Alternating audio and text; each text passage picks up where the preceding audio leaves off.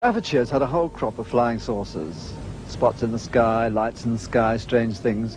But the strangest of all was seen one day over this cottage. Mr. and Mrs. Roestenberg were living there, quietly, out in the country. And, well, you just tell me what you saw. Well, it was one ordinary day. I was waiting for my husband to come home from work, and my two sons went to Staffordshire to school, and I was getting changed, and I heard this terrific noise. It was just like a giant cauldron of water being poured onto a fire, a shh sort of noise, you know. And my first reaction was, oh, the children. I thought maybe a plane was crashing or something like that. And I slipped my jumper on and went outside to find my two sons lying flat on the ground in the garden in front of the house, shouting, "Mummy, Mummy, there's a flying saucer." Well, naturally, I just said, "Come on, don't be stupid. Come in the house."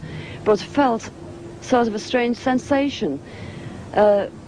Wended my way up the side of the house to where we had a pump where we used to get all our water from, and automatically looked up to see this, all I can describe, this huge Mexican hat. It was stationary, this thing, and it was bright silver in colour, and it had a dome. A dome. It was tilted to sort of, I could see the occupants in it. You saw people in it? I saw people in it. There were two people in there. These people were beautiful people. That's the only way I can describe them. They had long golden hair, like a page boy bob, just like the old kings. You used to see photographs of the old kings.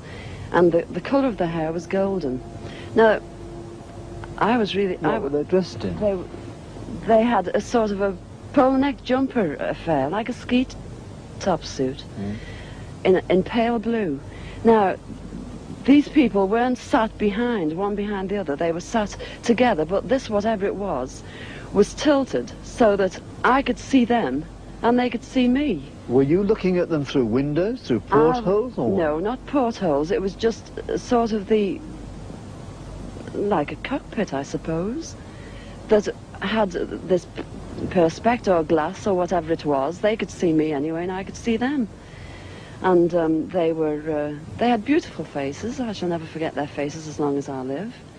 Their foreheads seemed to be a bit larger than, you know, the bottom of their faces as normal people you would expect to see. But maybe this was just whatever they had round their heads, which was like a transparent fishbowl. And they just looked, and I was absolutely paralytic with fear. I couldn't move, although my mind was ticking over. And they looked so sympathetic that I was just mesmerized for what seemed to be, ages, but it could have only been seconds. And I turned to sort of look down at the boys, was unaware that they were with me because I was so absorbed. And the next thing, I looked up and it was gone. How low had it been? It had been the height, I couldn't tell you. But the house that you've seen, it was just on top of the roof. It was hovering on top of the roof. How big was it compared with the size of the house? It swallowed the whole circumference of the roof. I couldn't see, the roof was completely blotted out. The chimneys I couldn't see. All I could see was this massive object that I described as like a Mexican hat without the bubbles. And then it flew away sideways or upwards? No, I didn't see. I just looked up and it had gone. But I assume it went straight up, because for a short while after in the sky I looked around and I said to my two boys, "Where, can you see anything? Can you see anything?" And they said, "There it is, Mum," and they pointed up, and I watched it. It was just like a little cotton reel in the sky, and it circled us 3 times. It went round 3 times, and then it just shut off, and that was it. When I started to analyse myself afterwards, I feared that I might have had an hallucination, but then I knew I hadn't had, because my sons were so sure about what they'd seen and what I'd seen. And it went through my mind that it was a secret weapon from Russia, and then I thought, well, it can't be that, because if they had something like that, they wouldn't need to fear anybody or anything. Were you scared by it? Did you run Oh, indoors? I was petrified. I couldn't move. I couldn't move a muscle. I was paralyzed with fear. But now I wouldn't be.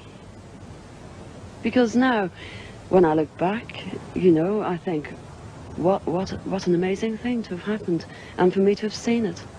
And when your husband came home, where were you?